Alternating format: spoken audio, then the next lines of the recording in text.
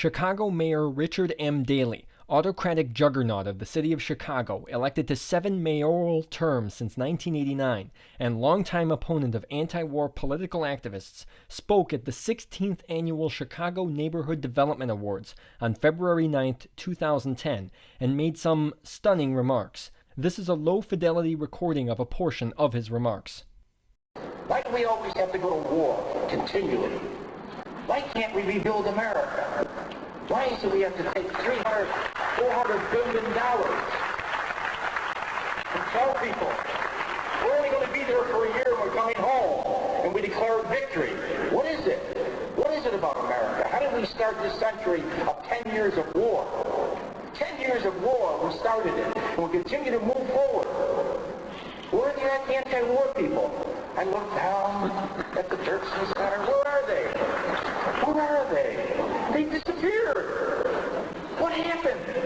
I thought war was evil. Where are the people believing in the heart against George Bush? We have to organize or walk down Michigan Avenue and Clark Street. One suggestion that's been posed is that the remarks came around the time Daley's son, Patrick Daley, who served in Afghanistan in the U.S. Army, was being redeployed. And activists would certainly agree that there are too few protests for peace and too few participants in those protests.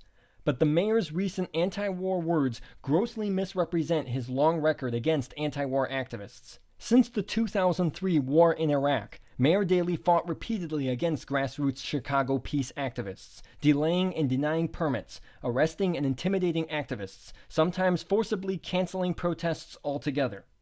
On March 20, 2003, one night after the launch of Operation Iraqi Freedom, some 18,000 people marched against the war on Chicago's Lakeshore Drive in one of the legendary protests in Chicago history.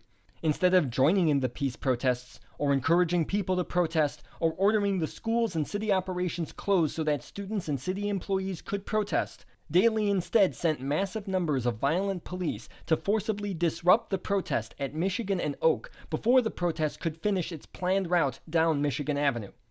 Police arrested and detained about 860 people, some for as long as 2 days in lockup, in the largest mass arrest in Chicago history, and more people arrested in that night than in a week at the 1968 Democratic National Convention. In 2004 and 2005, activists assembled by the thousands again at Michigan and Oak to finish the protest down Michigan Avenue, but Daley again refused to budge.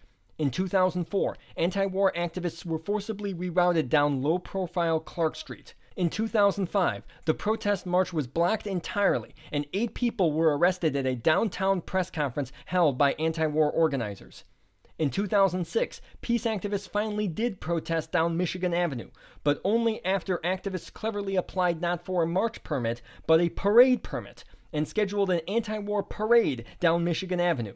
The tactic worked, but Daley responded by deploying a battalion of violence-prone riot police to line every square inch of the protest. In 2009, high-ranking attorneys on behalf of Daley worked feverishly to block in court that year's protest permit, which wasn't even scheduled for downtown, but rather in the Pilsen neighborhood on Chicago's South Side. Resources and time that activists could have used for outreach and organizing were instead tied up in court just trying to win the right to protest. The right was won in the end, but as one attorney for the activists stated, quote, "The reason we prevailed was because the city violated a technicality of its own permit ordinance. There was no political will to issue a permit, and there still is no political will to issue a permit," unquote. But a year later, in 2010, we now see what could be construed as a little bit of political will. Activists asked for a permit to march on Michigan Avenue, and they quickly received it, freeing up months of time for organizing and outreach. But that, and a few anti-war words, don't measure up to a long and sordid history of suppressing anti-war voices. Richard M. Daley has a great deal to answer for.